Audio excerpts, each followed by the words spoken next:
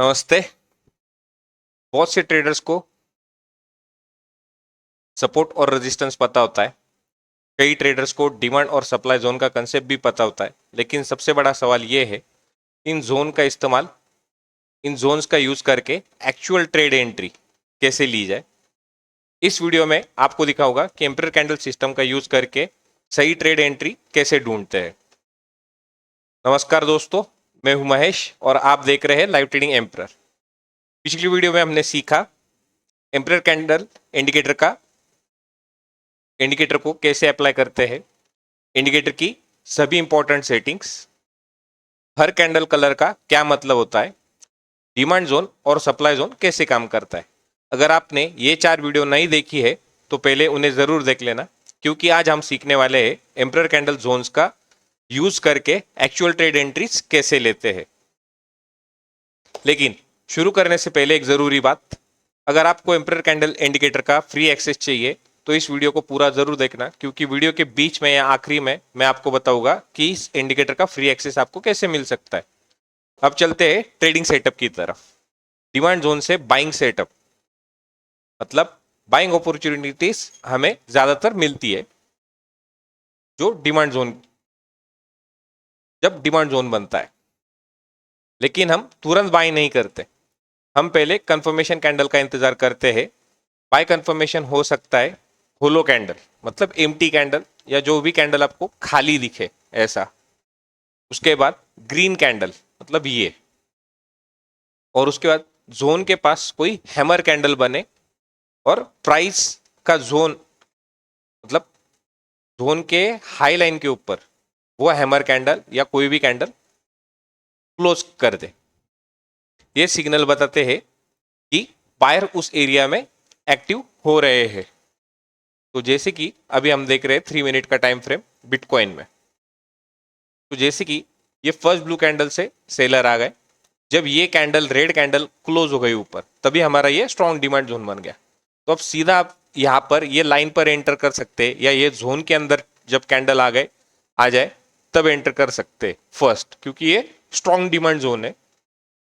और आपका fix stop loss रहेगा कि कोई भी कैंडल इस कैंडल के नीचे अगर क्लोज हो जाए वो एक स्टॉप लॉस रह सकता है आपका। नहीं तो आप सेटिंग में जो दिया गया हुआ है स्टॉप लॉस सिस्टम, वो अप्लाई करके वो स्टॉप लॉस सेट कर सकते। जैसे कि ये देखो, आपने यहाँ पर एंटर कर दिया जब प्राइस यहाँ पर आ गया स्ट्रॉन्ग डिमांड जोन के लाइन पर, और तभी आपका स्टॉप लॉस सेट हो जाता है। तो ये जोन के लिए यहाँ पर दिखाया गया है कि स्टॉप लॉस क्या होना चाहिए।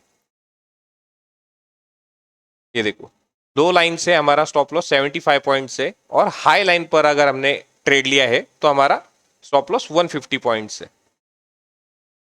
बिटकॉइन में। तो अगर यहाँ पर आपने एंट्री लिया हो तो आपका स्टॉप लॉस यहाँ से 150 पॉइंट तक रहेगा यहाँ पर, और लो लाइन से एंट्री लिया हो तो आपका स्टॉप लॉस यही रहेगा 75 पॉइंट्स।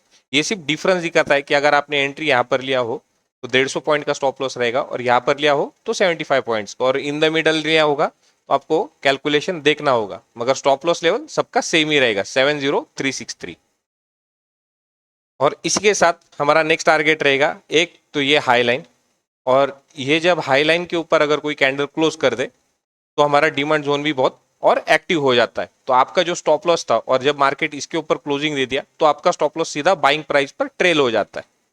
तो ये था हमारा बाइंग सेटअप का बाइंग अपॉर्चुनिटी सिस्टम, और कैसे बाय कर सकते हैं हम। उसी के साथ अब देखेंगे हम सप्लाई जोन। अब समझते हैं सेलिंग अपॉर्चुनिटीज।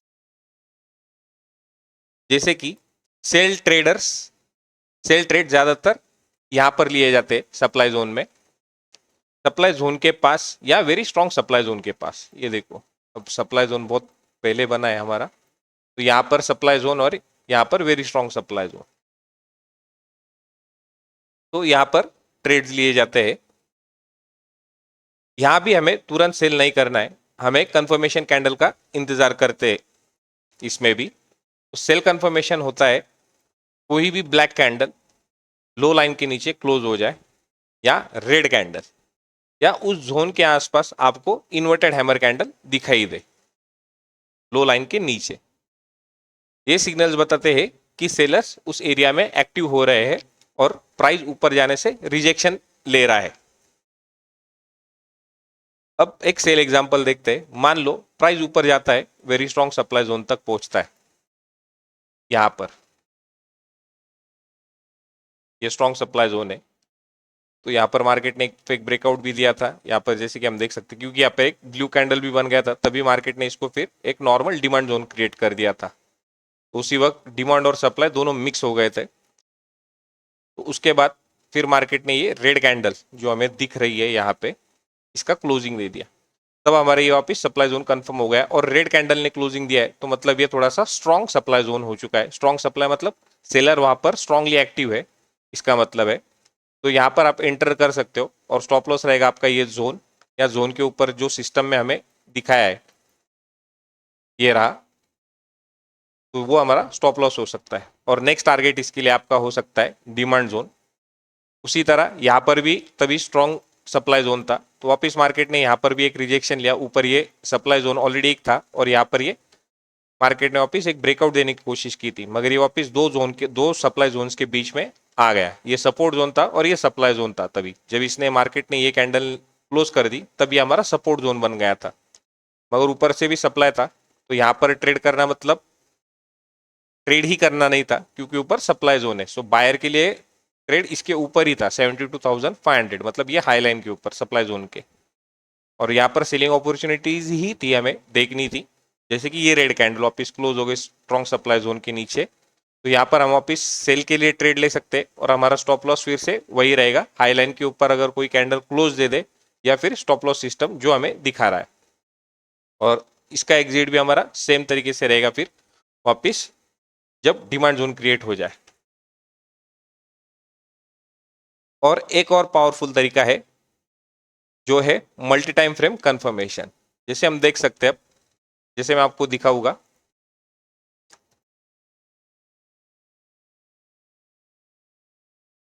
जैसे हम देख रहे हैं 1 आवर। अब 1 आवर में आपको पता है कि यहाँ पर रेड कैंडल है और स्ट्रॉन्ग सप्लाई जोन से मार्केट नीचे आ रहा है अभी फिलहाल।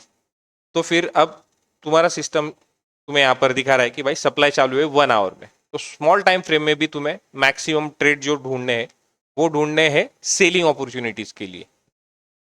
और स्टॉप लॉस सिस्टम उसके लिए सेम रहेगा, जो भी आप कैंडल टाइम फ्रेम यूज करोगे, जैसे कि 1 मिनट, 3 मिनट और 5 मिनट। हर एक इसमें आपको फिर स्टॉप लॉस सिस्टम भी दिखाया गया हुआ है और ट्रेड कैसे लेते हैं।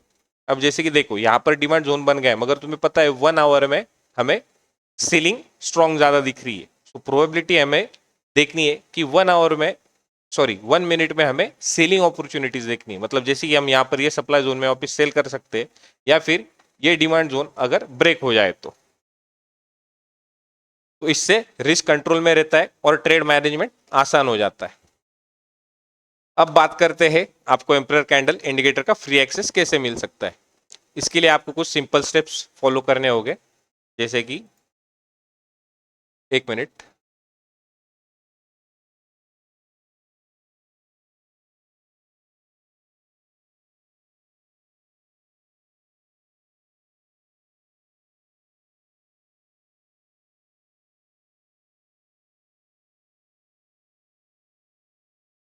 इस चैनल को सब्सक्राइब कीजिए, लाइव ट्रेडिंग एम्पर। अगर आप इंडियन मार्केट में ट्रेड करते हो तो निफ्टी, सेंसेक्स या उनके ऑप्शंस में।